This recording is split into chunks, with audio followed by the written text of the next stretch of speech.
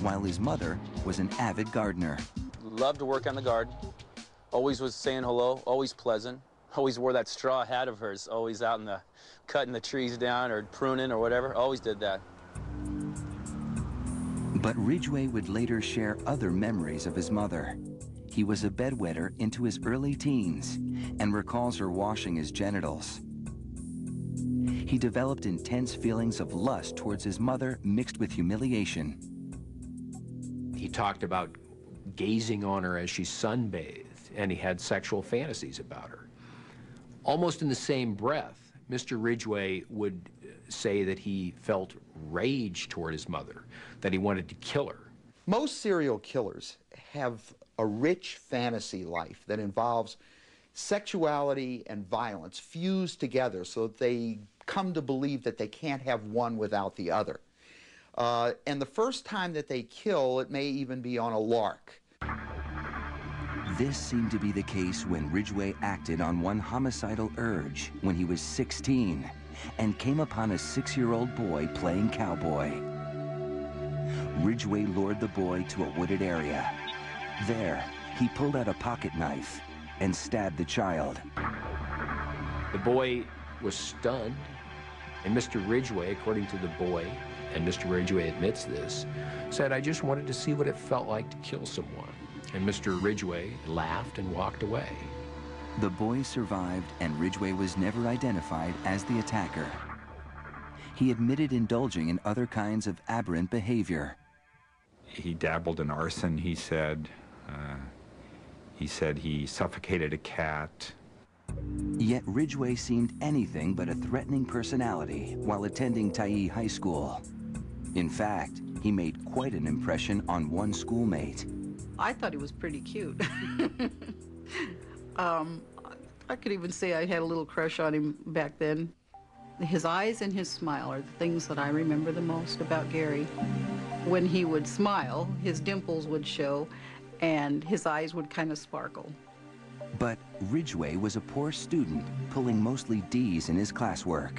He had an IQ in the low 80s and had to repeat a year twice. Ridgway socialized with other teens at the local community club where dances were held every Saturday. But on one occasion, he had a run-in with a boy from his school. He actually peed on my brother's leg in the restroom. Gary made a rude comment, and my brother told him to take it back, and Gary turned around and peed on his leg, and then my brother hit him, so we all got kicked out of the dance and had to go home early that night. In June of 1969, Ridgway graduated from Tyee High School at the age of 20. That August, he enlisted in the Navy. The following summer, he was married to Claudia Craig, a young woman he'd been dating for several years. Soon after, Ridgway shipped out for a 6-month tour in the Western Pacific. He spent time visiting various ports, including the Philippines, where apparently he visited prostitutes. Ridgway paid a high price for his sexual encounters, venereal disease.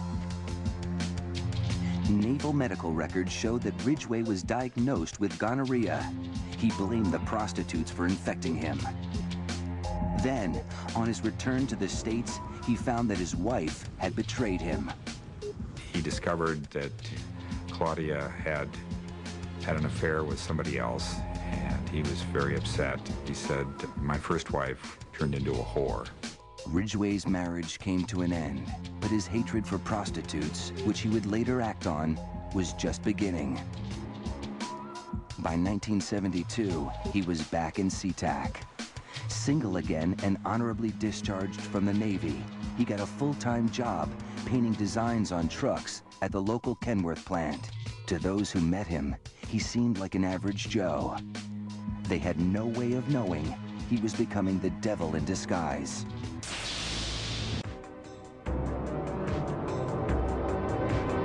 By 1972, Gary Ridgway was still a killer in the making.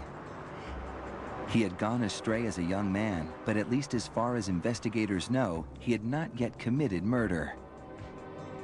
The triggers that would detonate his life as a serial killer had yet to fully fall into place. But over the next few years, they finally would. We look so carefully in our quest to understand serial murder at what happened to the killer when he was a child. But there's something that we ignore, and that is making the transition into adulthood and middle age. By age 22, Gary Ridgway was already in a deep emotional hole. He'd gone through a bitter divorce from a woman he'd come to think of as a whore. He was angry, but that didn't mean he was going to be lonely. Sitting at home without a woman around was not Gary's style. When people think of a serial killer, they tend to think of a loner who is unable to have a relationship, who can't hold a full-time job. But the truth is just the opposite, and Ridgway is a perfect example. Just months after he and Claudia divorced, there already was someone else. Ridgway met a woman named Marcia Winslow at a popular singles hangout. Within a year, Gary and Marcia were man and wife. She met his needs. She was initially very subservient. She cooked for him. She provided sexual activity whenever he wanted it. They enjoyed sex anywhere and everywhere. Especially outdoors, in the gorgeous scenery of western Washington state. Gary liked to have sex outdoors in a variety of places along the Green River, in the tall grass there, in various locations along highways. He would just pull off the road and have sex. Later, those locations would be the dumping grounds for the women he killed. But at the time, life seemed to be looking up for Gary Ridgway. Until 1975, when Marcia gave birth to a boy they named Matthew. Mr. Ridgway was not particularly fond of having a child. It changed his relationship with his wife. She wasn't as available to him. She had a period of time when she was unable to have sexual intercourse. And over time, when they did have relations, his demeanor began to change. Where there once had been playful frolics by the river, there now was a creepy side to the way he approached her. He was in the habit of sneaking up behind her and frightening her. And apparently, his idea of foreplay on some occasions was to choke her, as he called it, grabbing her around the neck, compressing her neck, interfering with her breathing. Marcia walked out and got a divorce. And if Gary Ridgway thought life was bad when his first marriage ended, he felt even worse when Marcia split. Years later, he would tell the cops that losing Marcia was a point of no return. He felt he had been done wrong. He said that he should have killed her, and it seemed that after that, that's when the rampage began. Ridgway argued, you know, if I had only killed my second wife, I would never have killed these prostitutes. You know, I was really trying to get her. It's easy not to believe Ridgway's claim. People close to the case think he would have killed sooner or later anyway. But whatever his true motive, a bit more than a year after Ridgway's divorce, the bodies of young women started turning up alongside the Green River. I remember when the first victim was found, we actually thought that perhaps it was domestic violence, some sort of isolated case, and then here comes another one and another one. And there was just a feeling of dismay, of disbelief. Nobody else knew it at the time, but the killer was Gary Ridgway. The victims were women who in his mind were as easy to hate as the wives who had left him. He regarded women who were prostitutes as totally expendable and less than human. In fact, he told police that he regarded them as garbage.